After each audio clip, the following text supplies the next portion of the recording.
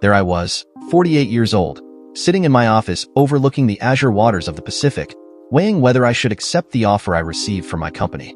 If I did, I would net around 24 million, give or take a few thousand. I would be wealthy beyond my wildest imagination. I would be able to buy and do whatever my little heart desired, within reason of course. So why was I feeling so shitty? Professionally, I was a success. I had made it. But personally, I felt my life was totally messed up. My name is Jerry Ford. That's Jerry with a J for Jerome, not Gerald, like the president. I came from a lower, middle-class, blue-collar family and I was a total screw-up in high school. One reason, I believe, was that I found it so totally boring. I'm pretty sure that I was the only student that my guidance counselor advised to quit and go find a job. I think that she was getting really tired of seeing my rump in her office all the time. I admit it, I was a royal pain in the butt. Miracles happen. I graduated high school, although I kind of think that they just wanted to get rid of me so badly that they let me pass. The Vietnam War was still raging and was becoming more and more unpopular, but I was a gung-ho kid and I wanted to make the world safe for democracy. Shit, I didn't even know what the word meant. Anyway, I enlisted in the army for a 3-year hitch. My dad wanted me to learn a trade. He was an electrician, and he agreed that the service would be a good idea. It would give me an opportunity to mature as well as teaching me something with which I could earn a living. Funny thing happened. I thrived on the basic training. For some ungodly reason, the rigid discipline, the demanding physical activity, the attention to detail, etc. were things that were alien to me, but really appealed to me at the same time. Maybe it was because I was so good at what was required. I made it through basic at the top of my unit, which maybe wasn't so good an idea. Yeah, I was so good that they talked me into volunteering for ranger training. So, I spent the next 2 months at footbending, got going through the hell of an intense, uncompromising period of physical and psychological preparedness, in other words, for Vietnam. You have to understand, I was not a heroic physical specimen.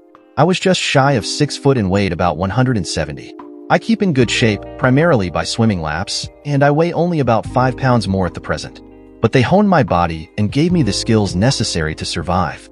2 months later found me in Vietnam, which, let me tell you, is no Palm Springs. If the gods ever decide to give the world an enema, Vietnam will get the nozzle. I spent over a year and a half in that hellhole until I was wounded by some shrapnel which did a number on a couple of vertebrae, as well as some internal damage to my bladder and surrounding area. After spending a couple of months in a veterans hospital stateside, I was discharged. No, I was not incontinent, thank the gods, and my limp was hardly noticeable, even today. That was the good news. The news that I would be unable to sire children didn't make much of an impact at the time. What was of much more concern to me at the time was that I wasn't impotent. My inability to sire children would come back to haunt me later in life. So there I was, 20 years old, out of the army and still without any real skills, if you discount the ability to disable or kill almost anyone quite efficiently.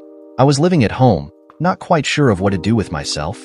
My dad did some research and found that there was counseling and career services for returning vets given at Drexel University and was sponsored by the VA. I figured, why not? An appointment was made and I spent the entire day being tested and interviewed. I still remember the psychologist's name, Dr. Cypress. He told me to call him Al. To make a long story short, the test showed that I had an aptitude for the technical, and he suggested that I attend college and study engineering. I roared. Now that was really funny. I told him that I barely made it through high school. He said he had examined my high school records, and despite the less than impressive reading, the test that I had taken in the army and the results of the battery of tests I had taken with him indicated that I would have no problem in college. He really had me believing him. He made an appointment with the dean of the School of Engineering at Drexel, and before I knew it, I was in college. My dad was proud as punch and my mom now could brag a little. Remember, I had mentioned that my dad was an electrician, which led me to major in electrical engineering. Coincidentally, it was just about this time that I got a call from Ben Klein, a buddy from my days in Nam. Jerry, it's Ben. Your son of a bitch. I'm out, I'm out of the army. Damn, Ben. It's good to hear your voice. How come you got out early? Where are you? How are you doing? How did you get my number? I realized I was blabbering, but it was good to hear from him. I lost a leg, I stepped on a stupid mine. Would you believe it? Geez, such a goddamn rookie thing to do. But it's okay. I lost the leg below my knee and the prosthesis is great. I get around almost as good. I called your folks. They gave me your number. I'm in California and guess what? You won't believe this.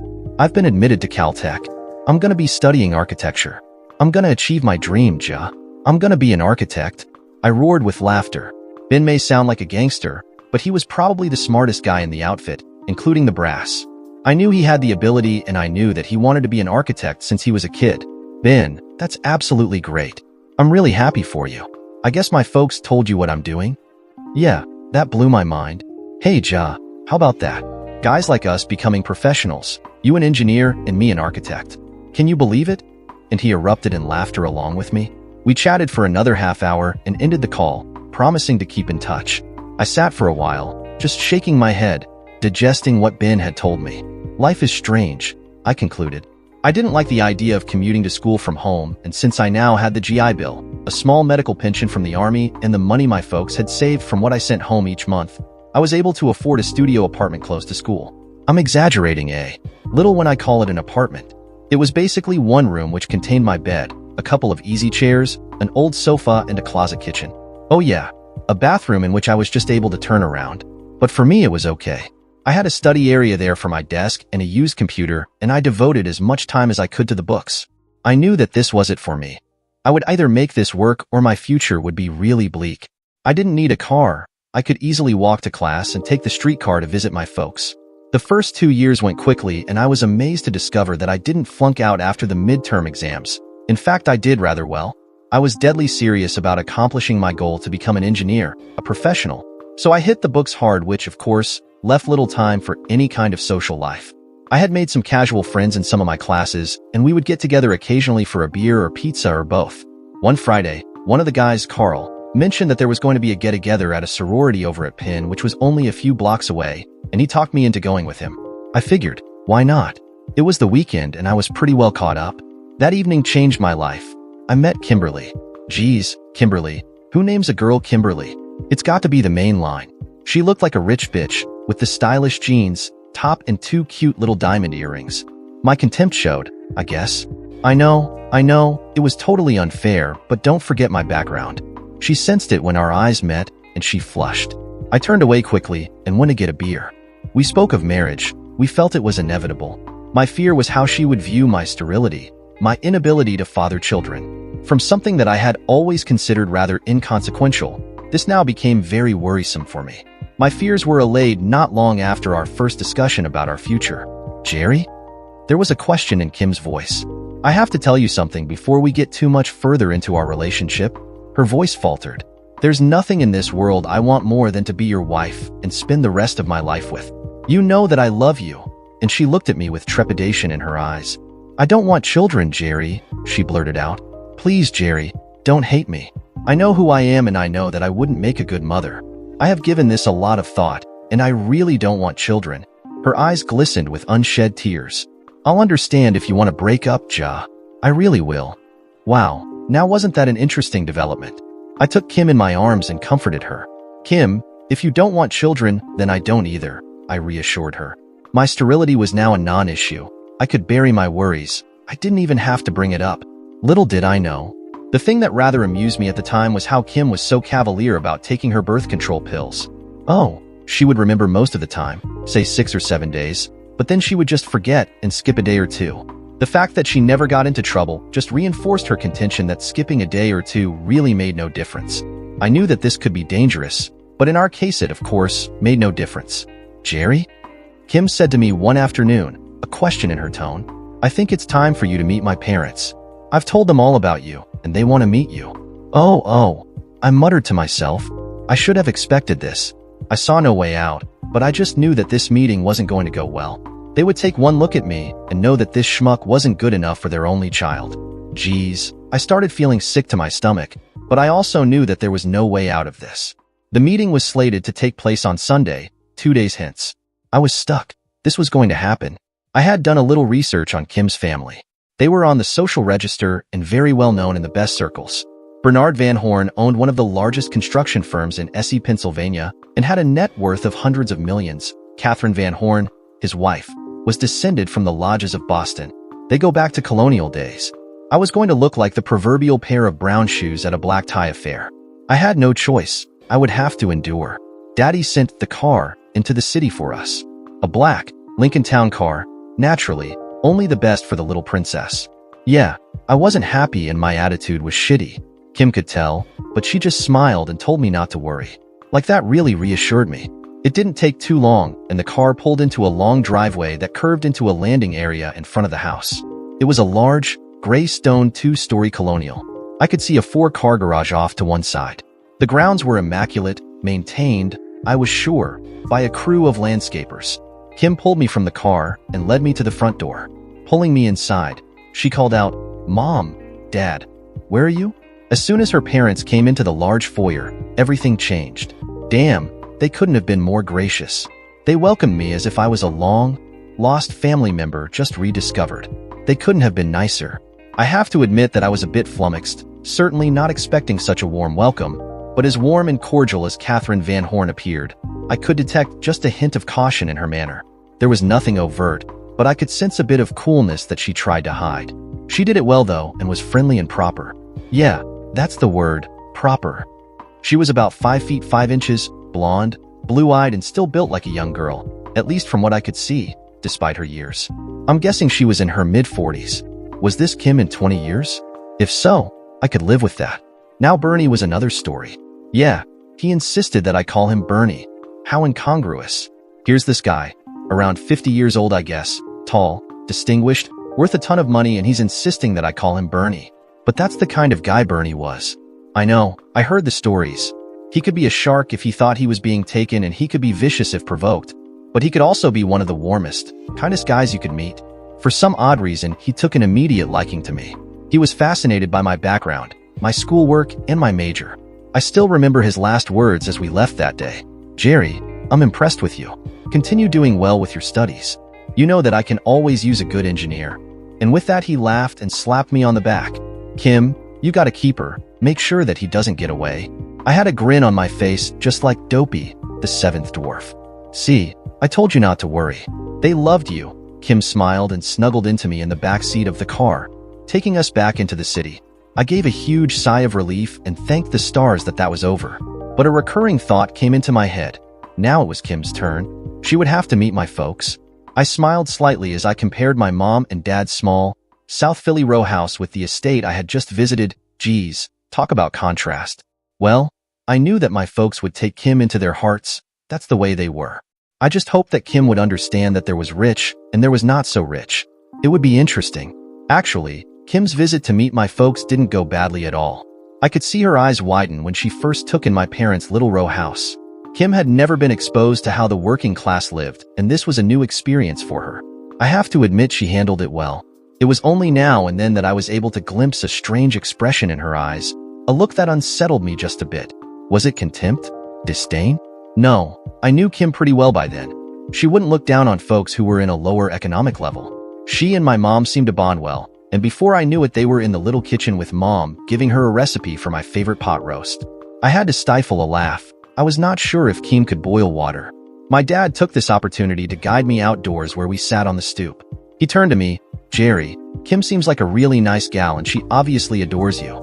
I hope that you'll be very happy together." I could sense a hesitancy in his voice. I looked at him with a question in my eyes. His mouth turned a bit grim as he continued. "Jerry, you have to understand. Kim has only known a life free of want, a life of privilege. I suspect that, without her even realizing it, she will expect you to provide that same kind of life. I know that engineering can make you a good living, but I'm not sure it comes anywhere near what she will want. Look, I could be totally wrong, but it's something you should think about." He clapped me on the shoulder and guided me back into the house. When the four of us were in the front parlor, my dad brought out wine glasses and stated that he had an announcement to make. "Jerry, Kim, a toast to your happiness. May your lives together be long and filled with joy. And now I would like to tell you that we have sold the house and that we're moving to Florida. We bought a small, 2-bedroom villa on the west coast there, and I have been offered a part-time job. We have had enough of the cold winters and we'll be moving by the end of the month. Cheers." He tipped his glass as I sat there dumbfounded. When I was able to get my voice back, I laughed and told them that that was great news and wished them good luck. I mentioned that they should keep that second bedroom ready for Kim and I when we came to visit. I again saw that look in Kim's eyes, but shrugged it off. I was happy for my folks. Kim decided that between what her parents were paying for her lodging and what I was paying for the one-room apartment, we could pool our resources and get a real apartment close by. Her reasoning made sense, and that's what we did. We were able to rent a relatively nice apartment not far from where I was now living. Of course, Kim insisted that she now needed a car to get her to school, So Daddy got her a 300 series BMW. Well, she needed a car, so I really had no cause to complain. Our senior year went well. Kim was busy with her studies and with wedding plans. Since I had little to do with either, I concentrated on my schoolwork and made sure that my grades were high. It was funny. Between my schoolwork, Kim's schoolwork, and the time she spent on the phone and with her mom planning this wedding, we actually had less time with each other than before we began cohabitating. A rather unsettling event occurred about 2 months before graduation. Kim returned home and interrupted me at the computer with startling news. "Jerry, I got the job, the part-time job. I start next week. It's just 2 nights to begin with, but if things work out, I'll have a promise for full-time when I graduate." "Isn't that great?" she gushed. This was all new to me, and I pressed her for more information.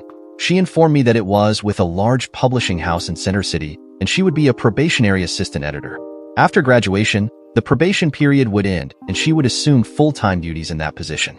I complained, or whined, a little. "Ways, Kimo. We see each other so seldom now. It's like we're strangers living in the same place. It will be worse now." "I know, Ja, but this is a golden opportunity. Please be happy for me, honey. It's what I've been shooting for," she pleaded. So I just bit my lip and shut my mouth. How could I begrudge her this opportunity? I forced a smile on my face and took her in my arms. "You'll be great, honey. You'll knock them dead. It won't be long before you'll be a senior editor once they recognize your talent." She laughed gleefully and danced around the apartment, while I had this forced grin on my face, wondering why I was experiencing a cold chill of foreboding. Actually, it worked out fairly well. Kim spent a couple of evenings at Crown Publishing during the week when I had late classes, so we really didn't miss too much time together, at least no more than usual. The end of the semester came quickly, and before I even realized it, the date of the wedding was here. She was to be a June bride. I had only invited a few friends from school, and of course my parents came up from Florida. I tried to get Ben Klein to come in from California, but he still had a couple of finals and couldn't miss them. It was a bit strange. There were over 200 guests for this shindig, held of course in one of the ritziest hotels in town, and only a handful were my family and friends. I went through the entire day and evening in a bit of a haze, just allowing events to carry me through. The only part of the day that really stood out was a conversation I had with Bernie, Kim's father. Later in the evening, he took me aside and escorted me into a room off the ballroom. It was outfitted like a study with easy leather chairs and walls full of books. I briefly wondered what the hotel used this for. "Jerry," he began, "I know that you have resumes out, but I want you to really consider coming to work for me. I need to supplement my technical department, and I want you to train with Don, our head electrical engineer. Look, Jerry, this isn't a sinecure. This is a real job with a lot of room for advancement. The fact that you're the boss's son-in-law won't mean shit to the guys you'll be working with. Plus, I'll pay you more than anyone else." And he grinned at me. What the hell? I'm not stupid. I recognized that this was a good deal for me, and it wasn't like this was a handout. I would give a 100%, and Bernie knew it. He was also sensitive to the fact that I felt very strongly that Kim and I would have to make it on our own. We shook hands, and that was our contract. My folks gave us a beautiful sterling silver service for 12, which I'm sure put a crimp in their budget. My in-laws gave us a 10-day vacation in Jamaica. I felt a bit funny about that, but I realized that it would be boorish to refuse or complain about them paying for our honeymoon. I just began to feel uneasy about the influence the Van Horns were going to have on my relationship with Kim. Kim and I had had a few conversations about this topic, and she knew how adamant I was about making it on our own. She would poo-poo my concerns, but they were very real to me. The only real disagreement we had, okay, it was a doozy of a fight, came when we discussed where we should live after graduation and our wedding. Kim only insisted that we buy an apartment in one of the high-rise buildings in Center City. It would be close to her work as well as close to the Van Horn building where I would be located. I tried to explain to her that we had nowhere near the resources for that kind of expenditure and that we would rent a nice apartment near the center of town. Then, when we could financially afford it, we could look for something to buy. Kim was furious that I wouldn't accept help from her folks. I told her in no uncertain terms that Mommy and Daddy were not going to be cash cows for us. We would either make it on our own or not make it at all. Kim saw that I was intransigent and finally and grudgingly gave in. It was an argument that I won at the moment, but I didn't know at what cost. We did find a nice 2-bedroom, 2-bath place not far from where we both worked. Kim had her car, and I would be able to hop on a streetcar which would drop me off at work 10 minutes later. It was really convenient. We went into hock for the furniture, but I was able to control Kim's spending, and we had the place furnished nicely in no time. Bernie was true to his word. My job was no cakewalk. I was introduced to Don Malone, a big, heavy Irishman, with a shock of white hair. I think he forgot more about engineering that I had learned in the 4 years in college. He might have been gruff, but he took me under his wing and I learned. Boy, did I learn. I began to realize that graduating from the college program was just the beginning of my career in this field. We wrote performance requirements. We developed maintenance schedules. We planned and designed layouts. We developed time and cost estimates on construction projects. It was a training program that was invaluable to me as a trainee, and I took to it like a duck to water. Our work day ended at 5, but it was not unusual for me to remain until 6 or even later, cramming in as much as I could. Kim was also immersed in her job. She loved the excitement of meeting with and working with new authors and developing projects to introduce new works to the market. 2 years into the job, she was now no longer an assistant, but a full-fledged editor. She was making pretty good money, and we were trying to sock away as much as we could for a place of our own. Since we were not going to have children, our plan was to buy an apartment in one of the luxury high-rises in Center City, a place that Kim wanted from the outset. I also noticed that instead of Kim finding pleasure in our new place, she constantly denigrated it, even going so far as to once calling it squalid. It was obvious that she wasn't going to be happy until she was settled into digs that she thought appropriate to her station. I resented her attitude, and our relationship became a bit strained. Ben Klein and I kept in touch. He kept trying to get me to move out to California, but I was content where I was, and I also knew that there was no way I was going to convince Kim to move. I tried to convince him that getting me to move was a dead issue, but he would bring it up now and then. I had to laugh. He was such a character. It started with a telephone call. It was a Friday, early evening, and I had quietly made reservations at one of the poshest restaurants in town. I had 24 roses delivered, which were now sitting in water in a very pretty crystal vase. I also had a little velvet box containing 2 diamond earrings as a gift for my beautiful wife. It was our 2nd wedding anniversary. I bet she thought I had forgotten. She hadn't said a word to me about it. The ringing of the phone startled me from my reverie. Jerry? It was Kim.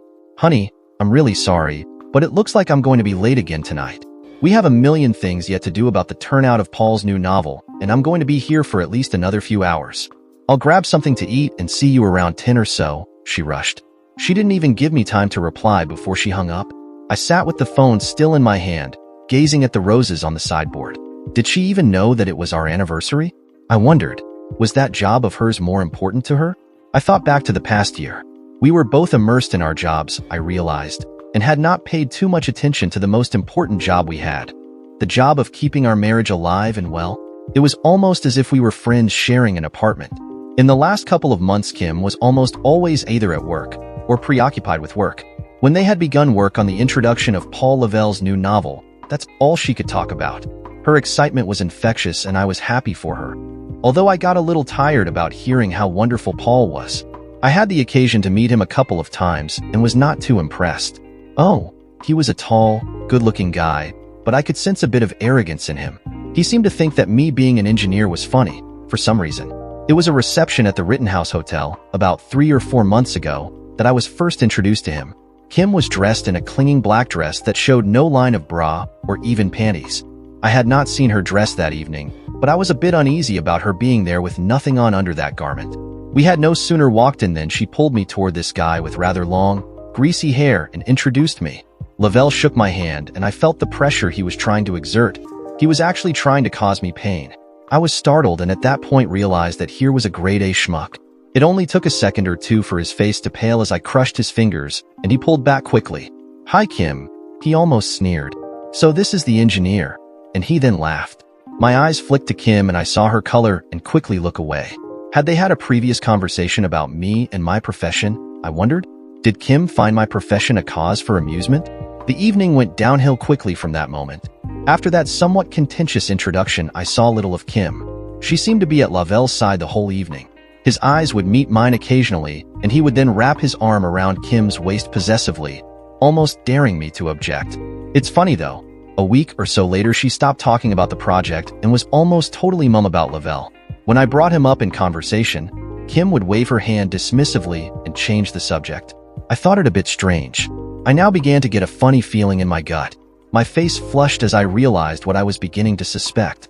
I laughed weakly and told myself not to become paranoid. That didn't help one bit. Days passed, and we went through the motions of marriage. Kim was obviously preoccupied, and the attention she paid to me and our relationship was almost perfunctory. She was at home in body only. Had she even begun to realize that we hadn't made love in weeks? It was about a week or so before our anniversary that I decided to leave work on time, and I made my way to Crown Publishing. I thought that we would have dinner and discuss taking more time for ourselves, maybe putting our jobs second for a change. Somehow I took the elevator to the executive floor, instead of the one below. I had just exited the elevator when I saw James Frost, the exec. VP. He approached me and smiled. "Jerry, good to see you. It's been a while." And he slapped me gently on the shoulder. "Hi, Jim," I replied. I obviously got off on the wrong floor. "I'm here to take my wife to dinner, hopefully. That is if she isn't still wrapped up in the Lavelle thing." "Oh no, that's been over for a few weeks now. Paul's still staying in the VIP apartment upstairs, but the book's now at the printers and things are back to normal. Go grab Kim. She deserves a good dinner." He smiled and continued along the hall. I stood there, pensively, and then took the stairs down to the appropriate floor. I made my way to Kim's office and found her standing in the hall.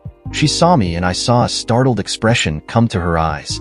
"Jerry, what are you doing here?" she blurted out. "Hi, Kim," I replied sweetly. "I thought it would be nice to have dinner out together this evening. It's been quite a while, and I thought we could spend some time together for a change." I could see the flash of annoyance. "I can't, Ja. You know how busy I am with Paul's novel. Please be patient. This thing will be over soon, I promise. And our lives can get back to normal. I'll try to get home earlier tonight." She reached and patted me on the cheek, turned and went back into her office. I stood for a moment, then turned and left. I saw that it was now almost 11. I guess that Kim's statement about being home at 10 was like her other promises. I took the roses and tossed them, vase and all, into the trash can. I threw the earrings into my desk drawer. I went to bed and lay there awake, wondering where my life was going. It was almost 1 a.m. when I heard the front door open. It didn't take long for Kim to undress and climb into bed, next to me. She smelled clean and fresh, as if from a recent shower. I feigned sleep. It was at that moment that I knew for certain that she was having an affair with Lavelle. Yeah, I should have realized it before. I guess that I just didn't want to face it. I did not get much sleep that night. I had no real proof of her adultery, but then again I really needed none. There was no one I had to convince, and we didn't have huge assets to fight over. The divorce would be simple. But, by the same token, I didn't want to go off half-cocked. I did want her infidelity to be known. I guess I was a little vindictive. I wanted everyone to know what she was. I lay there and let my mind wander. Back to the days when we first met. Back to the months we first lived together. I had loved that Kim. No, I had adored her. Where had she gone? The tears came, wet my cheeks and ran to my pillow. I was up very early the next morning. It was Saturday, but I headed out for the office. I wanted someplace where I could be alone. I needed to think. I needed to decide how to proceed. I knew that my marriage was over, but I wanted to be in charge of the steps that would end it. I wanted some evidence of my wife's infidelity. I knew that there was really no way I would be able to get the facts that I wanted. I knew what to do. I was able to locate a private investigation firm that was literally next door to Van Horn Construction. I called and was able to set up an appointment with Marge DeMarco, one of the owners, for that very morning. I took the elevator to the 8th floor and opened the door to the suite of offices. As I entered, a tall, slender woman of about 50 waved to me from her office across the reception area and motioned me in. "I presume that you're Jerry Ford." "I'm Marge DeMarco," and her handshake was firm and brief. She indicated a chair as she moved behind her desk. "My presence here is fortuitous," she began. "Usually, no one is in on a weekend, unless we're working on something urgent. Please, just relax and tell me what you want us to do for you." I told her of my suspicions and gave her all of the information that I had. When I told her of the VIP apartment at the publishing house, she grimaced. "Jerry," she hesitated and then asked if she could address me so. I nodded. "Okay, Jerry. I get the drift. Based on what you have told me, I would tend to agree that perhaps your suspicions may be correct. The problem, and it's a very big problem, is that VIP apartment. If your wife and this author are, or were meeting there, it would be more than difficult for us to determine that. Whatever evidence we could garner would be illegally obtained and could not be used in any court of law." I interrupted her. "Marge, I don't give a rat's shit about the legality of the evidence. I just want to confirm what I already know. My so-called suspicions are really more than that. I just know that my wife is, or at least has been, unfaithful. I just want that confirmed." She sat and looked at me with what seemed to be a bit of pity. "Okay, Jerry, give us a couple of weeks and we'll try to get as much as we can. This could be difficult, and I want you to be prepared if we tell you that we couldn't get what you want. Here's a packet of information concerning our company, the fees we charge, and a copy of the standard contract. Look it over, sign the contract, and mail it back with a check. We'll start on Monday and get back to you as soon as we can. Okay. I again nodded, shook her hand, and left. It was now going on noon and I decided to head home. I felt a skosh better. At least I had taken a course of action. I didn't feel like such a victim any longer. When I walked into our apartment, I immediately saw Kim standing in the doorway of the kitchen. Wow, I wasn't sure that she even knew we had one. Her eyes were blazing, and she wasted no time in giving me both barrels. God damn it, Jerry. Where the hell did you go? Do you even remember that it's our anniversary today? Did you even remember to get me a shitty card, at least? Did you even remember to make at least some small gesture? I just stood and looked at her. I guess she figured that a good offense was the way to go. Kimberly, I replied calmly. Today is the 11th. Our anniversary is the 10th, which was yesterday. The roses I got you are outside in the trash can. I had to cancel our dinner reservations, and if you want to root through the junk in my desk, maybe you can find the present that I had gotten for you. I imagine that what you had to do last night was more important, especially since it necessitated staying until almost 1 a.m. She just stood and now looked a bit frightened, her eyes darting everywhere, afraid to meet my steady gaze. She had paled, but I could see her trying to pull herself together. I'm sorry, Jaya, she finally managed. She moved to the sofa and sat, shaking her head. I don't know where I am half the time. This campaign has gotten me really frazzled. She looked up at me, imploring me to understand. It's over, Jerry. The campaign is finally over. Please, let's try to forget the past couple of months and really work on our marriage. Yeah, like I was really going to forget. What she didn't know was that I knew that the project had ended long before. Shit, the guilt was written all over her face. I don't know how I managed not to gag. I didn't exacerbate the situation, but the tension was palpable and it didn't dissipate much during the week. Again, we were going through the motions, but there were no more late-night meetings. Kim was home every evening around 5 or a few minutes after. It looked like her little adventure with Lavelle had ended. You know what? I didn't give a shit. The damage was already done. I could see that Kim was really trying to get our marriage back on track. I thought that I could see the regret and worry surface now and then. As far as I was concerned, it was too late. Was I too proud? Too stubborn? Should I have made more of an attempt to save my marriage? Maybe, but her adultery, her betrayal just ate at my guts. The trust which was the foundation of any marriage was gone. How could I ever trust her again? How could I ever forget? Could I ever forgive her? Who knows? But I knew that I could not forget, and the knowledge of what she had done to us guaranteed the end. Our marriage had become a charade. A few days later, I got a call from Ben Klein. We had kept in touch and called each other periodically. Jerry, did you give any thought to my suggestion about moving out here? The opportunities are unlimited, and we sure could use another good electrical engineer. Ben had been trying to get me to move for a while now. Maybe now I should give it some thought. I had dismissed the suggestion previously. It's an idea, Ben. I'm not sure right now, but maybe we can talk about it again sometime, okay? I left it dangling. Ben started to get excited, but I told him that it's just a firm maybe. A few days later, Marge DeMarco called me at work and asked me to drop by. I sat by her desk and refused a glass of water or a cup of coffee. Marge began, Jerry, I have some news, but I don't know if you'll be happy or not. I called you in early, before the 2-week period I had requested, because we have come to a dead end. Our investigation has shown nothing that can confirm your suspicions. That's why I don't have a full, written report for you. If I attempted to put down on paper what we have discovered, there would be little there, and what there would be innocuous. Thus, I am refunding to you a portion of our fee. The only significant information I can give you is the result of our inquiries into Paul Lavelle's background. It looks like he's quite the womanizer. There have been 3 sexual harassment complaints against him, all settled before they went to court, and it also appears that at least 2 divorces can be chalked up him. It looks like he's a really nasty character. I'm sorry that we couldn't be of more help to you. I was disappointed but resigned. I guess I really didn't expect them to be too successful. Okay, I would proceed without the evidence I wanted. It wasn't really necessary. I guess I just wanted some payback.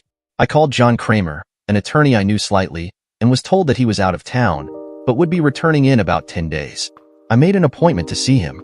It was time to get this over with. In the meantime, Kim and I just tiptoed around each other. The surprise came a couple of days before my appointment with Kramer. I had just come home from work and had hung my jacket on the back of a chair when Kim rushed into the house, breathless and obviously agitated. Her movements seemed almost manic, her laughter brittle. Jerry, please sit down. I have to talk to you, she blurted. I know we didn't want children, but I'm pregnant. We're going to be parents, Jerry. Oh, honey, this can be so wonderful. You're going to be a father. Please don't be angry, Jerry. Please be happy for us. And she looked at me, anxiety written all over her face. I was stunned, absolutely flabbergasted. I really couldn't even think for a couple of seconds. Then the absurdity of it hit me, the irony. Kim was always careless about taking her birth control pills and she got caught. Lavelle had impregnated her. And here she was, trying to make me believe that the child was mine. I was enraged. I think that I really hated her at that moment. She had made me a cuck, and now she was trying to make me believe that the child was mine. Strong emotions tore at me. I suddenly felt devastated. A sense of extreme loss almost overcame me, which overrode the anger. I was losing control as I rode an emotional roller coaster. And then, nothing. I felt nothing, as if something had died inside of me. I felt a vast emptiness, a hollowness, a coldness that pervaded my soul. I just didn't care anymore. I just wanted it over. I'll be out of here as soon as I pack a few things. I'll get the rest of my stuff later when you're not here, I said dully. Kim sat and I saw her eyes fill with unshed tears. She knew that the game was over, and she lowered her head and a sob caught in her throat. I'm sorry, Jerry. You don't know how sorry I am. I was curious. I wondered why it had gone so wrong. Was it an inherent flaw in her character? Was it me? Why, Kim? Was our marriage so unimportant to you? My voice was soft. I did not yell. Kim looked up at me, her eyes watery. Why? I asked myself that question again and again. I'm not sure. Maybe it was the excitement, the glamour, the thrill of being in a spotlight with famous people. Stupid reasons. I have no excuses. I was weak, foolish. I allowed myself to be seduced, not only by Paul, but by the job, that environment. I didn't realize the hole I was digging for myself until it was too late. The tears were streaming down her cheeks. Jerry, I'm so ashamed. Ashamed at what I have done and so ashamed about what I just did, lying to you about being the father of the baby. That was despicable. I was just so terrified. I am truly sorry about that, Jerry. You didn't deserve that. You didn't deserve any of this. Her eyes dropped to her lap. Is there any way? She asked dully. She knew what the answer would be. I interrupted her.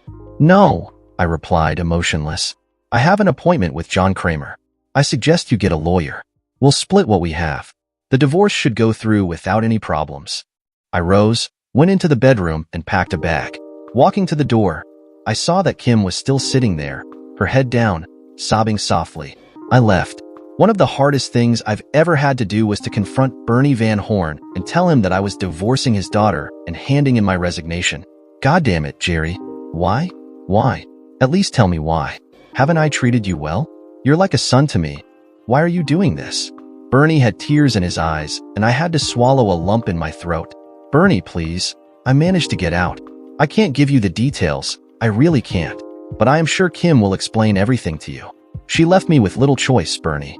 And you're right, you have been like a second father to me, and I'll never be able to repay you for your faith and trust in me. I wish I can explain everything, but I just can't. I just can't.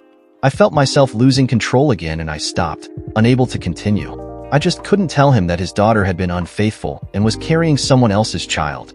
Bernie saw my distress, and I thought I saw a flash of understanding and sympathy in his eyes. He came over to me and put his hand on my shoulder. Okay, Jerry. You don't have to say any more. Get a hold of yourself. Maybe I understand more than you think. Do what you think you have to do, but you have to promise that you'll let me help you however and whenever I can, okay?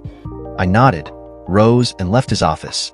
I spent the next week at a Hilton in town, trying to get my head around all that had happened to me. When all was said and done, there really wasn't a lot to think about. I instituted divorce proceedings. I knew that it wouldn't be contested. I took a cold, hard look at my circumstances and realized that there really wasn't anything left for me here. My wife and in-laws were now in my past and my folks had moved to Florida. I made up my mind and called Ben Klein. I was on a plane bound for LA within a week. Ben had submitted my resume to his company, and I was on the job a few days after my arrival in Los Angeles. I stayed with Ben and his wife Rachel for a couple of weeks until I was able to find an apartment near to the job. Ben had married about the same time I did, and he found a winner. Rachel didn't know me from Adam, but we had talked a few times over the phone when Ben called, or I had phoned him. She was warm and couldn't have been more friendly and welcoming. She, as much as Ben, made me always feel wanted in their home. More than welcome, it turned out. She was about 5 feet 3 inches tall and built beautifully with dark hair and flashing brown eyes. She slowly joined my very small list of very special friends. I was happy for Ben and for Rach also. So the weeks passed by. I immersed myself in the work. Thank goodness for my work. It kept me from agonizing about the destruction of my marriage and my longing for Kim, at least during the day. The nights were hellish and my sleep was filled with dark dreams and could-have-beens. Sometimes I would drink myself into oblivion and then let my anger rise to the surface. I would smash a few things against the wall and then pass out on the sofa. I wanted my wife back. Not the one I had divorced, but the one I had met and married. Was Kim's infidelity at least partially my fault? Should I have stayed and tried to work things out? Was I being cowardly for running away? I had given those questions hours and hours of thought, and I came to the realization that I wasn't that strong. I couldn't forgive her betrayal, and I knew that I couldn't accept the child. The child that would always be a reminder of her adultery. What kept me on a reasonably sane path most of the time was the companionship and friendship of Ben and Rachel. They were constantly after me to spend the weekend at their place, or come with them for a weekend of camping, or nagging me to accept a blind date in which they thought I may have some interest. I managed to avoid the attempts at dating, but I did spend quite a bit of time with them at their house. Relaxing by their pool in the warm sun seemed to help my turmoil. As the months passed, I would get a call every once in a while from Bernie Van Horn. He was sensitive enough to never bring Kim up in our conversations, but was interested in what I was doing and how I was getting along. The strange thing was that I would also get a call now and then from, of all people, Catherine Van Horn. She seemed genuinely concerned about me and was warm and friendly on the phone. I was really happy that they both wanted to keep in touch. But then things started to get a little weird at the Kleins. As I mentioned, both Ben and Rachel kept after me to come visit every chance they got. So I was over there during the weekends more often than not. It was almost like being with family. No, I take that back. It was like being with family. They were that close to me. And I did enjoy the private back lawn with the pool and patio. But, as time passed, both Ben and Rachel became increasingly concerned about my lack of interest in dating or pursuing members of the opposite sex. You know, women. It wasn't as if I wanted to become a monk or anything. It was just that I really didn't have any interest. I guess the circumstances of the breakup of my marriage may have put me off looking for any type of relationship. Oh, I had the usual urges, but they were taken care of manually, so to speak. But Rachel's bikinis started to get briefer and briefer until it was almost embarrassing. Her latest was no more than 3 little triangles of material that could be stuffed in a shirt pocket. I gotta be truthful, it became difficult to hide my Johnny. Also, little encounters began to occur. I mean, like when I would come out of the bathroom, she would be in the hall wearing only a very brief bra and panties. It really started to become uncomfortable for me. No way in hell would I ever even dream of putting a move on Rach. I wasn't that much of a pig. The strange encounters came to a head about 4 or 5 weeks after the appearance of the brief bikinis. It was a Saturday, and Ben had excused himself to run to the store to get a case of beer. I had volunteered to go, but he had insisted I stay. I was again coming out of the bathroom after taking a leak when I saw Rachel coming down the hall. She was wearing a short, silk robe which pretty well should have covered the vital parts, but the robe was wide open and she was naked under it. I almost twisted an ankle trying to turn around to avoid her.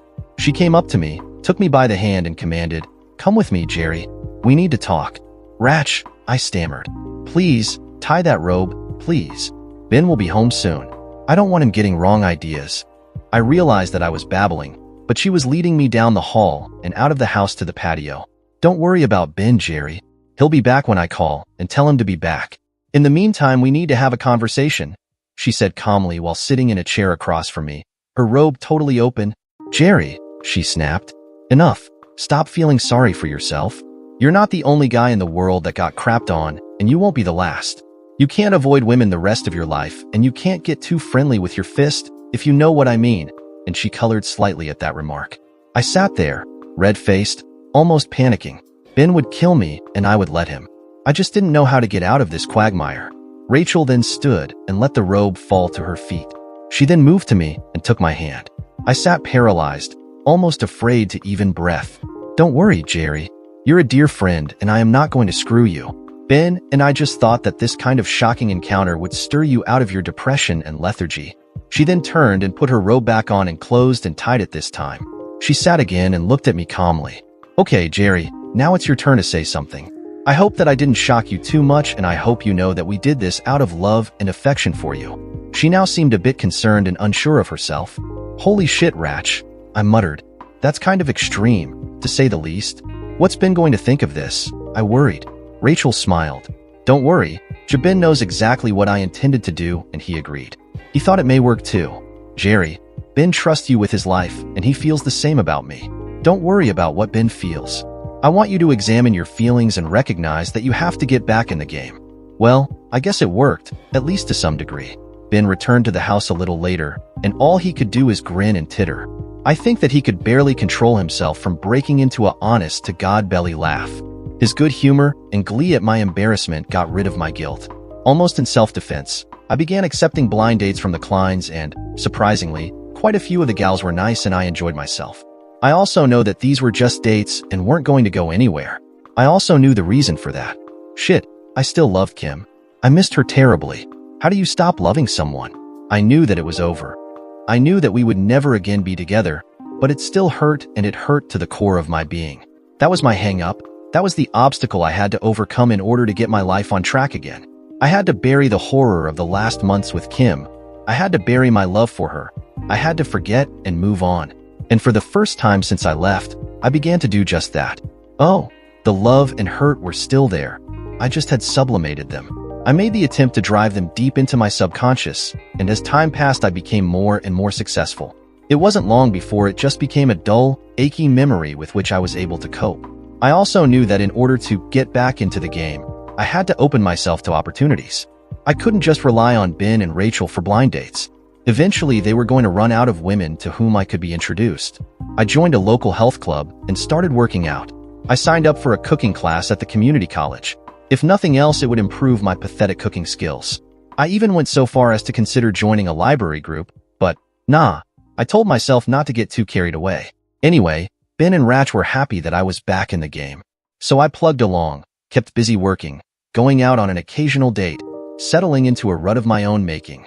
Without even realizing it, 2 years had passed since I had moved to the West Coast. Was I happy? Can't answer that. I seemed to operate in a semi-fog.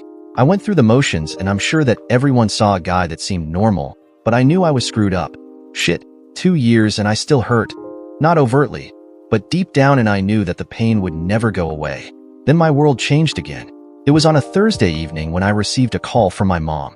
She was crying and she was having a hard time getting me to understand. But then it hit me. My dad had a massive stroke. He had died on the way to the hospital. I felt my stomach turn and I felt lightheaded. I knew that I had to get control of myself. I tried to calm my mom and told her I would fly out immediately. I called Ben, told him what had happened, and interrupted his shocked sympathy. I asked him to contact personnel the next day and have them grant me a leave of absence. I didn't know how long I would be gone.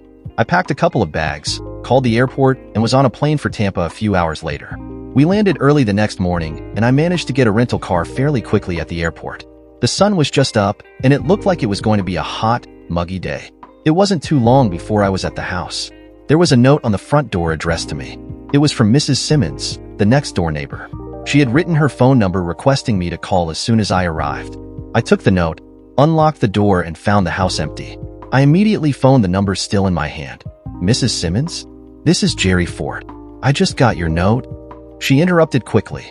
"Jerry, don't fret, but your mom had a heart attack and was rushed to the hospital. The doctor said that she'll be fine, so stay calm. I'll be right over. You stay right there." This was a take-charge woman, and my first panicky fright was allayed a bit. I calmed down and waited for her. 5 minutes later, Mrs. Simmons, or Katie as she told me to call her, gave me all the information she had. They were together last night when my mom started complaining about neck and arm pains.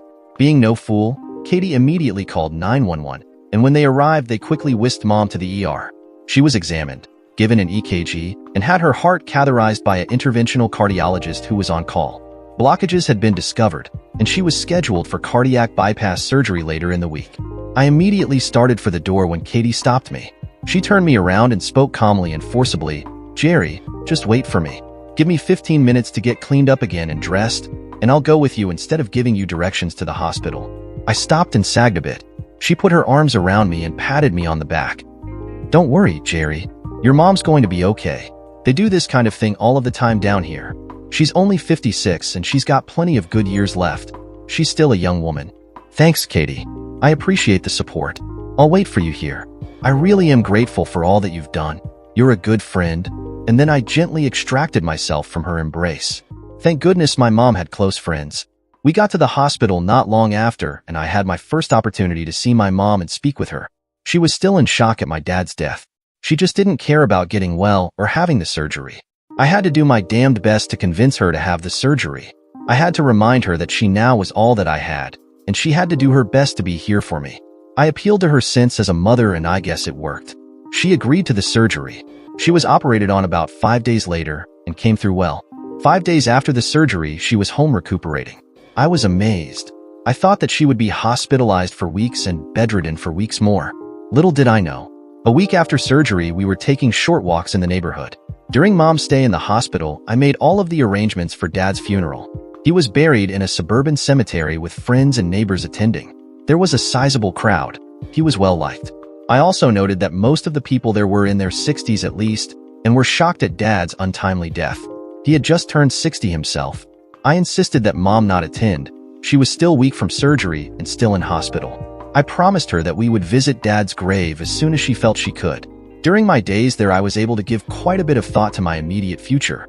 I wasn't sure about Mom's health, and I really felt reluctant to leave her. After quite a bit of deliberation and talks with both Ben and Rachel, I decided to quit my job and move somewhere close to my mom. Ben promised that he would contact a moving company who would pack everything up for me and deliver it on a date specified by me. Ben got most of my personal stuff from the apartment and my desk at work and shipped it to me. He also made arrangements to get my car shipped down to me. Thank goodness for Ben and Rach. Their help was a godsend. I was amazed at the progress my mom was making. Oh sure, she tired easily and needed a nap during the afternoon. But, all in all, she made tremendous strides back to health. I was living with her, and between my help and the help of Katie Simmons, who, I discovered, was also widowed recently, my mom was doing very well. I had just decided that it was time for me to begin looking for work. I needed a job. My expenses the last few weeks were very minimal, but I knew that I couldn't sit around on my butt forever. Mom was now healthy enough to take care of herself, and I needed to work. In this frame of mind, I sat with her in the living room and told her that I was going to start a look for a job. Mom looked at me and gave me her opinion. Jerry, I know that you have a bit of money put aside, and I do also. This place is paid for and my living expenses are not great. I have a good suggestion. Let's pool our resources and you open your own office. Start your own business. I have tremendous confidence in you. I know that you can make this a success. We can be partners. I know how to run an office, and you can do the technical part of it. What do you say? I was flabbergasted. I had never given any thought to starting my own business. I was an engineer, not a businessman, but I was intrigued. I immediately saw some potential in the idea. I knew that there were a ton of small contractors who did not have an engineering department and farmed out that work. Could I tap into that market? I needed to think about it, and I needed to talk to some people, Ben Klein being the first. He was enthusiastic. He told me to go for it. I had nothing to lose. So Mom and I pooled what little money we had, and I opened a small office in town. Just enough space for the little work that I hoped would be coming in. I also advertised in the local trade publications and made it a point to visit and introduce myself to as many local contractors as I could. Slowly, very slowly, some work began to come in. Within a few months, we were making expenses. That was it. No profit, just making expenses. Then, out of the blue, I received a request for a bid on a mid-size office building. I worked on that bid for hours and pared my profit margin to the bone. I won that bid. I had to quickly expand to make the deadline, which was, thankfully, far enough in the future so I had the time to get more help and get the job done. To make a long story short, the work began to come in and I had to expand 3 more times in the next few years until we now occupied an entire floor in a relatively new high-rise in town. I knew that I was lucky as hell. We must have hit a building boom just in time, and for some reason I received a ton of work. I wasn't about to look that gift horse in the mouth. I just took it and ran with it. So, the first couple of years saw me totally immersed in building the business, leaving me little social time. But after about 2 or 3 years, I had enough help so that I was able to catch my breath and cut back a bit on the hours I was putting in. I again joined a gym and started working out. Forget the cooking classes. I did that once and I was still a lousy cook. Thank goodness for Mom. The gym, though, did produce an added benefit. I met a woman. Her name was Mary. That's right, Mary. Plain as any name can be. Mary Susan Black. The way we met was a little unusual. I was working on the weights, and about 20 feet directly across from me was this gal. Short dark hair, about 5 feet 5 inches, nice build, about my age or a bit younger. Very pretty. She would have caught any guy's eye. She was working on a machine that was meant to strengthen the leg muscles, and her thighs were flexing in and out. That alone would have been very interesting, but something else was happening. She was wearing a leotard, a practical garment for working out. Unfortunately, this one must have had a very weak seam in the crotch area because it was literally coming apart. It looked like the crotch of that garment was going to come apart any time now. She obviously had no idea as to what was happening to her down there. Damn, what to do? I knew that it wouldn't take long for the rest of the seam to go, and that the leotard would snap open, leaving her fully exposed. I made up my mind and walked over to her. Miss, I stammered. Look, I really don't want to be. Damn, I was sounding like a real idiot. How do you tell a strange woman that her assets are soon going on display? She had stopped the exercise, thank goodness, and was smiling up at me. You're really not very good at this, are you? You really should practice a little more before trying to introduce yourself to a girl. She giggled just a little, taking away any possible sting in her remark. Might as well get to it. I leaned over and whispered in her ear. I could see her eyes widen in shock and her face color. She quickly arose and almost ran into the ladies' locker room. I then left the area, took my shower, dressed, and went to work. It was difficult to get her out of my mind, which was a little disconcerting. She was nice looking and had a killer body, which reminded me that I really should start dating again. I mentally shrugged and promised myself to give that some thought. The next day I was at the gym again, but that gal was not there, nor was she there any time that week. I surmised that the embarrassment of her exposure to me caused her to choose another facility, which was a shame. I would have liked to see her again. To my surprise, she did show up the following week.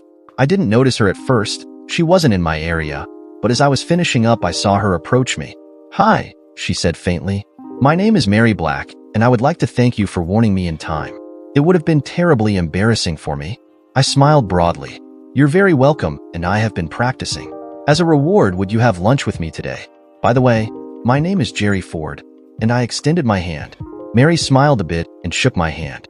"I guess you're certainly entitled to that, but I really should take you to lunch as a thank you for being so gallant." Well, that was the start. We got to know each other over the next few weeks. Mary was 28, about 3 years younger than I, divorced with a 3-year-old daughter named Stacy. She worked in public relations for an advertising company not far from the gym. We started dating, and it was after our third date that I met Stacy. We had had lunch on a Saturday, and when I dropped her at her condo, she asked me to come in and meet her little girl. I was delighted and immediately fell in love with this gorgeous little darling. Stacy looked nothing like her mother in that she had blonde hair and blue, sparkling eyes. She was a complete extrovert, and soon had me wrapped around her little finger. Mary couldn't get over how Stacy and I had taken to each other. She remarked that her daughter didn't usually open up to strangers so easily. It got so that half the fun of dating Mary was getting to see and play with her kid. I liked Mary, I really did, but I also knew that I didn't love her, at least, that I didn't feel for her what I had felt for Kimberly. I also knew that that was really not fair. Mary was a totally different person, and I realized that I was also. But I liked Mary and I liked being with her. Also, entering the equation was Stacy. I was nuts about that little girl. I couldn't have felt more for her if she had been my own daughter. Mary was pretty and dynamic. She had a strong personality, which I guess was necessary in her career. But she was sweet and kind when with me. I guess it was comfortable for her to let her hair down, so to speak. With Stacy, she was never anything but loving and understanding. We began to form a relationship, albeit a rather strange one. Strange in that we really didn't have too much physical contact. Okay, some kissing, a little fumbling, but that's it. It never went beyond that. Yeah, I started to wonder also, until one night. We were in Mary's condo. Stacy was sound asleep in her room. Mary had made dinner, and I had bought a bottle of wine, instead of the usual flowers. I did notice that Mary had looked at me a little strangely when I handed her the wine, but didn't give it much thought. We had a nice quiet dinner. I had a couple of glasses of the wine, and I noticed that Mary had just taken a sip or two of hers. Mary, was bringing wine a mistake? I was wondering if she was a teetotaler or something. Perhaps she was just pretending to drink because she didn't approve of alcohol? No, Jerry, it's fine, really. And she picked up her glass and took a drink. She then quickly made short work of her glass and then refilled it. By the end of the meal, we both were a bit buzzed. We cleared the table, bumping into each other and giggling. We then made our way into the living room and collapsed on the sofa. What happened next left me almost speechless. Mary literally attacked me. I accepted it gladly and reciprocated. We had wild sex. Once done, I collapsed beside her, trying again to catch my breath. We fell asleep, both exhausted. Sometime during the night, I felt Mary rise and cover us with a light blanket. The next day was Saturday, thank goodness, but we both wanted to get up, shower, and dress before Stacy. We didn't think that Mary's little girl should get used to seeing a man sleeping with her mother just yet. Mary made a light breakfast for us, and over coffee she tried to explain what had happened to her last night. "Jerry," she began, "you have to understand something. The reason I was so aggressive last night was the wine, the alcohol. That's why I seldom drink. It lowers my inhibitions too much. I did drink last night because I wanted to. I wanted us to make love, and the wine helped me do that." She looked at me with a bit of uncertainty in her eyes. "Was I too aggressive, Jerry? Do you think any less of me?" I laughed, rose, and pulled her to me. "You were perfect, more than perfect, and I think the world of you. Come, let me show you." And I took her hand and led her back to the bedroom. We continued dating for the next few months and had gotten very comfortable with each other. I brought Mary and Stacy to see my mom, who had given up working in my office and was fully retired. Mary and she hit it off nicely, but Mom went gaga over Stacy. She treated her as if she was her grandchild. We both knew that there would be no others. Thankfully, Stacy loved her Nana, which was another hurdle overcome. Did I love Mary? Again, difficult to say. I surely liked her. I enjoyed being with her and I adored Stacy. I was happy and comfortable. We never discussed love and the future. I think that we were both content with the status quo. My life was going along so well that I began to think about the immediate future. It was silly for me to run to Mary's place, or she to run to mine. We discussed the situation and came to the decision to buy a house. That is, I would buy us a house, on that I insisted. My business was doing better than ever, and I certainly could afford something nice for the three of us. We looked at a beautiful ranch in a gated golf course community not far from the ocean, and I negotiated the purchase. 2 months after first seeing the property, we were fully moved in. Marriage? It really never came up. By unspoken agreement, it seemed that we really had no interest in that piece of paper. Both of our previous marriages had turned out badly, and I think we both wanted to avoid any repetition. Marriage was an option if either one of us changed our minds, but for the present, unnecessary. Stacy was now calling me daddy, and I, in effect, was her daddy. Life was good. The years passed so quickly, one day blending into another. My company continued to do well. We had gained an excellent reputation, and I thankfully had the personnel to keep the business growing and doing well. I didn't have to devote all of my time struggling to keep it afloat any longer. Bernie and Kate Van Horn kept in touch, and while I hadn't seen either of them since I left the area, we did manage to talk at least a couple of times a year. Of course, I was always in touch with Bed and Rachel. Mary was doing well also. She had moved up the corporate ladder and was now the director of public relations for her firm. But it seemed that the further up she moved, the more hours were required of her and the more travel. It was nothing extreme. She was usually home about the same time I was. Now, about a couple times a week, she would call and tell me not to wait dinner for her. A meeting or something would be keeping her at the office. Either of us would, at first, run over to Mom's to get Stacy until our girl became old enough to be left by herself. Mary's travel also wasn't too extreme. She usually had to see clients about once every couple of months. Sometimes she was gone as much as 3 or 4 days a month, but it wasn't a cause for any discontent. Our sex life was good. Even after so many years together, we were still able to light a fire in the bedroom. Stacy, beautiful, kind, compassionate Stacy. My little girl grew like Topsy into a tall, blonde, lovely goddess. Not only was she gorgeous, but smart as a whip also. I had watched her grow over the years, totally mesmerized at her transformation from a little tot into a strong, confident, mature young lady. Stacy was now almost 20 and finishing her sophomore year at an Ivy League university. It was about this time that my life started to turn to shit again. I guess that I'm really not too perceptive, but it seemed that over the last few months Mary had become, what word or words am I looking for? Indifferent, somewhat apathetic, preoccupied. Yeah, but something else. Something I couldn't quite put my finger on. I, at first, thought that it was my imagination. After all, we had been together for almost 17 years. We had settled into a routine, had become comfortable with things as they were. What the hell was so different? I started to pay a little more attention to Mary. No, I was not more affectionate, more sensitive, more caring. I considered myself a decent companion. While I may not have loved Mary with a passion, I did care for her and wanted the best for her. I thought that we had a nice relationship, that we cared for each other and wanted each other to be happy. But things had changed, and I wasn't sure exactly what or why. I did notice one thing though. Sex had become sporadic. While we were no longer young lovers, screwing like rabbits, we did manage to have sex around 2 or 3 times a week. I began to realize that the frequency of our love-making had dropped. I tried to think back to the last time we had made love, and I couldn't remember. I concentrated. Geez, would it really almost 2 weeks?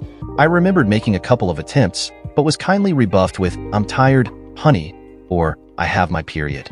I began to realize that slowly, over the last couple of months, we had made love only a very few times. Okay, you know what I started to suspect? Remember, I had been through this once, and I was sickened to think that it may be again happening. I decided to keep my eyes open and pray that I was totally and completely wrong. I needed to talk to Mary. If there was something bothering her, I needed to know. It was after dinner. Everything was cleaned and put away, and I asked her to sit down in the living room. "Mary," I began, "we need to talk. I seem to sense that something's wrong. Something's bothering you. You seem like you're a million miles away sometimes, and it seems to me that you've forgotten that I'm even around. I need to know what the problem is." I kept my voice soft and non-accusatory. She sat and just stared at me. "What the hell are you talking about, Jerry? Are you getting paranoid in your old age? Are you accusing me of something? Why the hell don't you just get off my back?" She then rose and stalked out of the room. I heard our bedroom door slam shut. I sat, a bit stunned. I certainly didn't expect that kind of reaction. Mary had never spoken to me with that tone or level of disrespect. My eyes widened. That was the word I was looking for. Disrespect. Over the past few months, I detected a level of disrespect. A slight contempt maybe? Perhaps a bit of condescension in her tone? Was I being paranoid? I didn't think so. I wasn't imagining things. Well, I wouldn't wait as I had done years ago. I would discover what the hell was going on. I slept in the guest suite that night. She came out of the bedroom the next morning red-eyed and teary and totally apologetic. We made kissy-kissy and vowed not to ever fight again.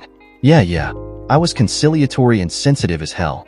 Mary explained that the job had gotten a little stressful and they were struggling to keep a large client who was making noises about moving his business. I didn't believe one word of what she told me. Something was going on and I was going to find out what.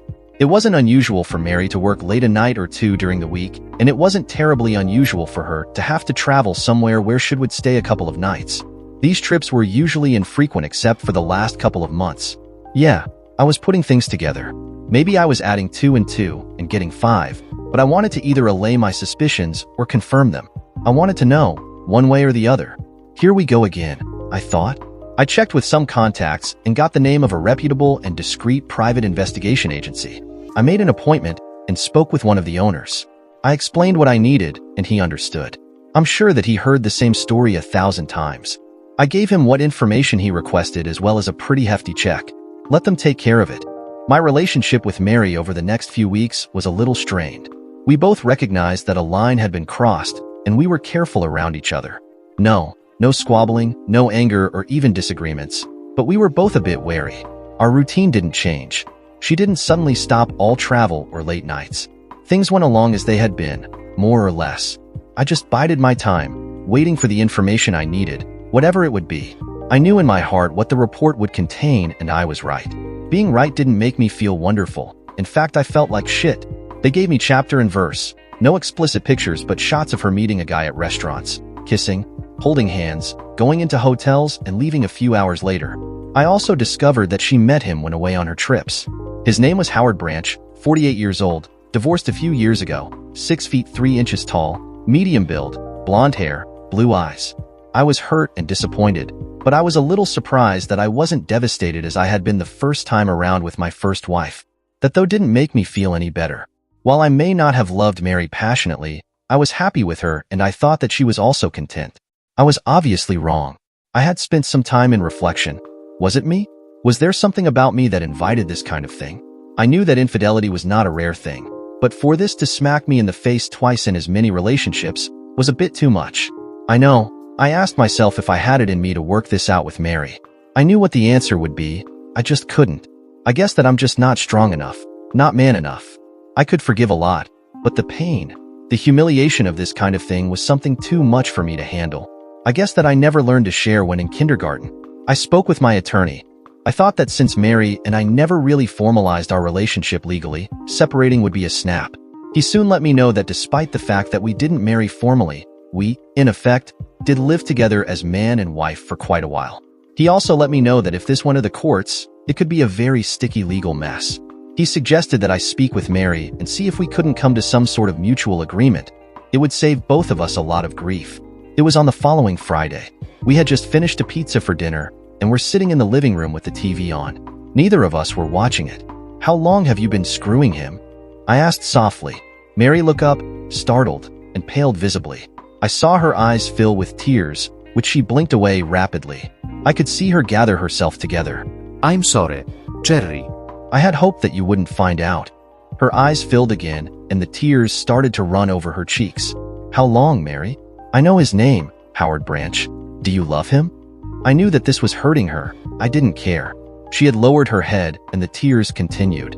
I had to strain to hear her. "About 8 months. He had recently moved to Tampa. I saw him at the mall." She looked up at me, her eyes glistening. "Jerry, he's my ex-husband, Stacy's father." It was like she had just shoved a knife into my chest. "Stacy's father?" "Hell no. I'm Stacy's father, you bitch," I exploded. "No one would take that away from me." She blanched and cowered. "That was stupid," she cried. "I know that you are. You are Stacy's father. I just meant that he is her biological father." I was relentless. "Answer my question, Mary." I had lowered my voice, trying to regain my calm.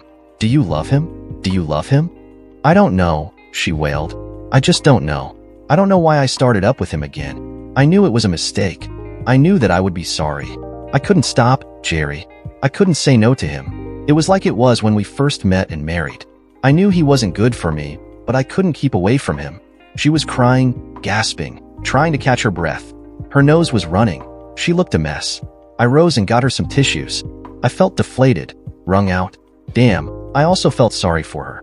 My anger had dissipated. I knew that I held the losing cards. Mary was no longer Mary. She was someone else now, whether she knew it or not. I was right back where I had first started, on the shitty end of another relationship. I had had enough. Even though she was not the love of my life, I was hurt and disappointed in her. The lying, the cheating, the disrespect, all thoroughly disgusted me. I deserved more than that. Okay, I was indulging in a little self-pity. So what? It wasn't fair. I guess not all things in life are fair. "I'm sleeping in the guest suite tonight, Mary," I said dully to her. "I would appreciate you moving out as soon as you can find a place of your own. We'll just tell people that we drifted apart and decided to move on. People like my mom, and of course, Stacy." Shit, that wouldn't be easy. I got up and shuffled, like an old man, to the bedroom. I got up early the next morning and went to work. I tried to keep my mind off my personal trauma, trying to not let it interfere with my work. Yeah, like that was going to happen. When I returned home that evening, Mary was gone. She had packed most of her clothing and personal stuff. It was almost like she had never been there. Oh yeah, she did leave something, a letter. "Dearest Jerry, I can't even begin to tell you how sorry I am for the hurt I've caused you. You have done absolutely nothing to make me behave in such a shameful manner. As I tried to tell you last night, I don't understand why I can't break this attraction, this addiction, I have for Howard. I know that he will eventually destroy me. I have again vowed never to see him again, but I really don't know if I'm strong enough to keep that promise. You have never been anything but kind and loving. None of this is your fault. You are the sweetest, most compassionate man I've ever met, and over the past years, I've come to love you. I know that we have, or had, an unspoken agreement about that, but you have to know that I love you. That makes what I've done to us even more horrible, more unthinkable. I will be gone by the time you are reading this. I will send for the rest of my things as soon as possible. I ask that you find it in your heart to someday forgive what I've done. I was not strong enough to stop my infidelity, my betrayal. Please don't hate me. I beg you, Jerry. Please don't hate me. All my love. Mary." I collapsed into an easy chair and let the letter flutter to the floor. I felt exhausted, totally wrung out. I knew that I would miss Mary. She had been a part of my life for so long, but in another sense, I was glad that she was gone. I think that at that time I really wanted to be alone. I didn't want the responsibility of another person in my life. I needed some solitude. I needed time to get my head on straight. Another thought then entered my consciousness, a job I needed to do, a task that I couldn't leave undone. Call it vindictiveness, call it revenge, who gives a shit what it's called? I wanted to do this not only for Mary, but for me also. She needed to start a new life without complications. I was going to see to it that she got that opportunity. I had his address, and I knew that it wouldn't be difficult. I was going to take care of Mr. Howard Branch, one way or the other, and I was going to do it tonight. I quickly changed clothes and was out of the door in under 10 minutes. It took about 45 minutes to get to where he lived, a part of town that was far from affluent. His apartment building looked a little seedy, a little run down. I knocked on his door and waited. The door opened and I got my first look at this maggot. He was a big man, and it looked as if he didn't have much fat on him. I quickly put my hand on his chest and pushed, catching him off balance. He staggered back into the apartment and I entered and closed the door behind me. He regained his equilibrium and stared at me. "I'm gonna tear your head off, you little shit," he yelled, coming at me clumsily. 5 seconds later, he was on the floor, moaning. I let him catch his breath, and then I pulled him into a sitting position and began to explain the situation to him. "Listen very carefully to me, Howard. My name is Jerry Ford. My friend's name is Mary Black. Do you understand me so far?" I slapped him sharply. He nodded quickly. "Good," I continued. "I'm going to show you what pain is like, Howard. I'm going to put you through quite a bit of pain tonight, but I won't leave too many marks on you. I don't want to mark you up." I then did just that. After about 20 minutes, Mr. Howard Branch had thrown up twice and was pleading for me to stop. I walked into his little galley kitchen and got a glass of water, which I threw in his face. I then filled the glass again and let him drink. I then bent down and turned his face to me. I made sure that he had his wits about him, and I explained things to him. "Okay, Howard, this is what you're going to do. You're going to pack what shit you have, and you're going to leave this area. By this area, I mean the southeast part of this country. I would strongly suggest that you try California, or Oregon, or even Washington. Because if I find you here 24 hours from now, I will make sure that you never get out of a wheelchair. I will make sure that you're crippled for life. That's just for starters, Howard. Do you fully understand what I'm telling you, Howard? Look into my eyes and tell me that you understand." He did that and nodded vigorously, or as vigorously as he was able. I left and drove home. I stripped and spent a half hour in the shower. I was sickened by what I had done. Shit, was I no better than that a-hole? Intellectually, I rationalized that my actions would be of tremendous benefit to Mary. She wouldn't have to contend with Branch anymore. But deep down, I knew that the methods I used were animalistic and at least partly for me. A sort of revenge for screwing up my life again. I shook my head. The hell with it. I wasn't going to agonize over it. I did what had to be done, and I would live with it. Mr. Howard Branch was gone the next day, talking with my mom, and then Stacy wasn't easy. They couldn't understand, and I wouldn't go into detail. Stacy threatened to fly home, but both Mary and I were adamant and finally convinced her to stay at school. We would talk later. I suspected that Mary finally told Stacy what had happened. When I spoke with my daughter the next time, she seemed subdued and sad. "I'll always love you, Dad," she had said to me, and filled my heart. So, the days and weeks passed. I got on with my life, such as it was. I knew that I had to make a decision about the company. Should I sell it or not? The prospective buyer was patient, but wasn't going to wait forever. He had told me to take my time. "There's no rush," he emphasized, but he did give me a date when I had to give him a decision. That date was fast approaching. I had a month. On the one hand, I wanted to sell, get rid of the responsibility. But on the other hand, it was the only thing that provided any purpose to my life. What would I do with myself if I sold? So I procrastinated. Finally, a week before the deadline, I called and canceled the buyout. I would keep the company. Weeks turned into months, and I became pensive as I realized that I was now over 49 years old, and the half-century mark wasn't far away. What did I have to show for the 50 years? Yeah, a successful company. A young lady who was my daughter in almost every sense of the word. Stacy called every week without fail, and a solitary existence. Did I miss Mary? Sure, but it became almost the same as missing Ben and Rachel. We had had good years together, but we moved on. The last I heard, Mary was doing well at her job and dating. She would find someone. Did I mind being alone? Not really, I told myself. I guess I had gotten used to it. "Jerry," I heard Gail, my secretary, on the intercom. "You have a visitor." I was busy with the specs on a proposed job and was deeply involved. I was abrupt with her. "Damn it, Gail. I'm busy. Take care of it for me." She persisted. "Jerry, I think that you'll want to see him. It's Bernard Van Horn." And I could hear the laughter in her voice. Everyone here knew who Bernard Van Horn was. I froze for a long second and then jumped to my feet and rushed out of my door. There, standing by Gail's desk, tall and slim and white-haired, looking much younger than his 70-some years, was Bernie Van Horn. I caught him in a bear hug, the lump in my throat preventing me from speaking right away. He hugged me back and patted me on the back. "Okay, Jerry, let me get some air in my lungs," he laughed. I stepped back and just looked at him. Damn, we had kept in touch, but this was my first sight of him in 20 years or so? I quickly ushered him into my office and we sat in the small sitting area there. I still couldn't believe my eyes. We talked, bringing each other up to date. I knew that he had sold his company recently. He told me that he and Kate had moved to Naples, further down the West Coast a few weeks ago. It was something that they had discussed for a few years, but never really acted on. On a whim, they had flown down a month ago and looked at some properties. They saw a home on the Gulf, fell in love with it, and bought it. That quick. Bernie asked about how my business was and what made me decide not to sell. I gave my reasons, and he nodded his head in understanding. "Jerry, you know that you're going to have to come down and visit with us now that we're so close. Kate would really be pissed if you didn't." I assured him that I would, and we reminisced some more. I talked about the early days, starting my company on a shoestring, barely making it before I got a couple of breaks. I saw a twinkle in his eyes, and then the light bulb came on in my head. My God, what kind of idiot was I? I never suspected, and I should have. It was Bernie. He gave my company the push it needed. I stumbled over myself in trying to express my gratitude. "Don't be silly, Jerry. All I did was call in a couple of favors. You took the ball and ran with it, and everyone saw the excellence of your work. The success of your company was due to your talent and hard work."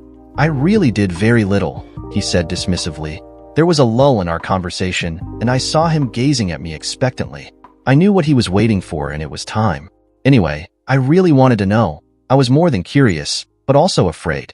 I knew that by opening that can of worms, I would be exposing myself to more possible heartache. "Bernie, how is Kimberly? Is she okay? Is she happy?" "I truly hope that she is well," I said quietly. I saw Bernie sit back and let out a soft breath. "I've been waiting a long time for you to ask, Jerry." Thank you for asking. Kate will be so happy that you did. Now about Kimberly." Bernie shifted in his chair, hesitated a bit, seemed to collect his thoughts, and began. "It's been a long time since you left, and a lot has happened to her." I steeled myself, knowing that her child was now grown. I expected to hear that she had married and had a family. For some reason, I just didn't want to hear that. I really didn't want to hear that. "Jerry," Bernie continued, "Kim lost the baby about a month after you left. She had a miscarriage. The doctors told her that she would not be able to conceive again. I don't remember the reason for that. I'm not sure I even understood it then. She had already resigned from her position with the publishing company. The divorce, the miscarriage, and its aftermath left her in a clinically depressed state. No, not your fault, Jerry. Don't even begin to blame yourself. What happened to Kim was a mess of her own making, and she fully realized that. Her stupidity, her word, not mine, literally destroyed her world. We really feared for her, and it took months and months of therapy for her to finally come around. You know, in a sad and tragic way, what Kim allowed to happen changed her. She became more mature, more responsible, more, compassionate, if that's the word I'm searching for. I didn't know what to say. This was all new information. I was a bit shook about what Bernie had just passed on to me. There were emotions roiling inside of me, but I, at that time, couldn't even begin to identify them. But one thing for sure, I began to realize that Kim still provoked emotions in me. Just discussing her did that. Bernie shifted in his chair again. When things settled down a bit and Kim seemed on her way to recovery, she came to us.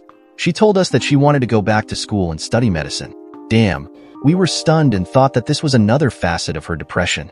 She assured us that she had given this a lot of thought, investigated it thoroughly, and really wanted to do this. To make a long story short, she enrolled in Penn's medical school and became an MD. She went on to specialize in pediatric oncology. She told us that she knew that she would never have children of her own, and she wanted to be near them and be of some use to them. Bernie paused and kept his eyes on me. I literally didn't know what to say. Kim had absolutely adored her job as an editor. That was the first shock, that she had resigned. Perhaps her pregnancy caused that. Losing the baby must have been devastating for her, although I couldn't muster up any real sorrow about that, considering how she became pregnant. The rest of what Bernie had told me stunned me. That she could not have children, had become a physician and was an oncologist, a pediatric oncologist at that. Was this the actions of the Kim that I knew? It was hard to even begin to make heads or tails of all of this. Do you want to know one of the reasons why we moved down here, Jerry? Bernie asked. Probably the biggest reason? We wanted to be near Kim. We wanted to be near our daughter. I looked at him blankly. Huh? Near her? What? I sounded like a real dimwit. I think that I was getting so much information that I became overloaded. Kim is here? I thought to myself. Kim had accepted the position as Chief of Pediatric Oncology at the Cancer Center at the university here in Tampa. She's been on the job about a couple of months now. Bernie informed me. Jerry, would you like to see her? Say hello maybe. No, don't panic. She doesn't even know I'm here. She'd be really pissed if she knew that I had suggested that, but she does know that you're here in Tampa. Do you think that's what influenced her in accepting this position? He teased, and I saw the twinkle in his eyes. Jerry, all kidding aside, I'm pretty sure that she would have accepted the position either way because it's what she wanted, but knowing that you were here kind of gave her pause. It's not that she didn't want to see you. It's rather that she didn't want to complicate your life with her presence. I just sat and shook my head. I had to process everything that Bernie was telling me. It was just too much. I had to sort it all out. Bernie saw my befuddlement and rose to his feet. Okay, Jerry, I know that I just unloaded quite a bit on you. Mull it over. You know that I'll be in touch. I had the presence of mind to rise with him and walk him to the door. I watched him striding down the hall, and then I returned to my desk after asking Gail to make sure that I wasn't disturbed. I had a lot to think about. Kim, I said to myself. Kim is actually here in Tampa, and I felt my pulse rate go up and my breathing quicken. I knew the questions that I had to ask myself and answer. What did I feel for Kim? Did I still love her? These were questions that I had avoided even thinking about for years, but now they demanded answers. I'm not a fool. I was not going to lie to myself. I knew that I loved Kim, but I loved the Kim that I had married. What did I feel for this new Kim? The Kim who was a physician, who was now, what? In her mid-40s. I knew that I had to see her, meet her, speak with her. Bernie and I kept in touch. I made it my business to visit with him and Kate in their home in Naples, and was both relieved and sorry that Kim was not there. I wanted to see Kim, but I was fearful of what I would feel, or perhaps what I would not feel. I was a mess. One Saturday morning, Kate called and asked me to come down for the day. It was sunny and hot, and I had a few bathing suits there. I stuffed a clean shirt in a bag, and it was a pleasant drive down I-75. It didn't take long before I let myself into the front door, called out their names. Moving into the large sunroom at the rear of the house, I saw Kim standing by the sliding glass doors. My breath caught in my throat. She was about 20 feet away from me, silhouetted by the sun, but I knew it was her. My mind immediately went back through the years. She hadn't seemed to have changed. Still trim, taut, and well-groomed. I moved to her, and we stood gazing at each other. Kim, I said softly. Hello, Jerry. It's good to see you. And she extended a hand. I took it and we shook, as if we were strangers meeting for the first time. And in a sense we were. Jerry, Kim continued, we didn't mean to trick you by my coming here today. I pleaded with my parents to allow me to do this. I really wanted to see you. I hope that you're not angry with me or with them. No, of course not, I said reassuringly. It's nice to see you again also, Kim. You look lovely, I then said impulsively. I was strangely pleased to see her color and smile briefly. We moved into the solarium and took seats at a white wicker arrangement around a low, glass-topped coffee table. Our conversation at first was clumsy, halting at time, and filled with longer than necessary pauses. But that didn't really last long. After a few false starts, we both chuckled, realizing how awkward this was, and then we both relaxed a bit. The conversation started to flow more easily, Kim telling me about her career and I giving her some information about what I had been doing over the past few years. She already knew about Mary. I gathered that Bernie and Kate had shared that with her. My mind was operating on two levels. On a conscious plane, I participated in our conversation, innocuous as it was. On another, I was examining Kim and trying to get a sense of her as a person. Despite her added years, she still looked great. She was dressed casually in a cotton polo and a pair of khaki shorts which showed off her tan legs, which still put most to shame. Her hair was shorter than I remembered, and there were faint lines at the corners of her eyes and mouth. She looked terrific, but it was her eyes that were different. There was a calm there, a maturity, a sense of confidence and tranquility that I had never seen.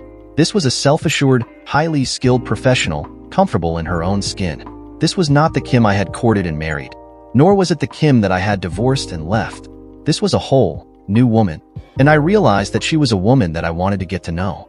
We spent the day talking, having lunch which she prepared, and lazing by the pool. I felt myself warming to her on different levels. I was attracted to this woman for the same reasons that attracted me when we were young. but she was so much more now. It was almost dusk when I realized the time. "Kim, would you like to have dinner with me?" I asked hopefully. She smiled. "Jerry, I would love to, but I'm due at the center tonight. Can we make it tomorrow?" We did, and we have been dating for the past 2 weeks. Is dating the proper word? I knew that I loved Kim. I guess I have always loved her. And I love the woman she has become even more. Does she feel the same about me? We really haven't even begun to discuss such intimate subjects. We were just dating as friends. The only physical contact we have had were soft kisses to end an evening. Where will this end? I really don't know for sure, but I'm hopeful. Dear listeners, please share your thoughts in the comments section below and don't forget to like, share, and subscribe.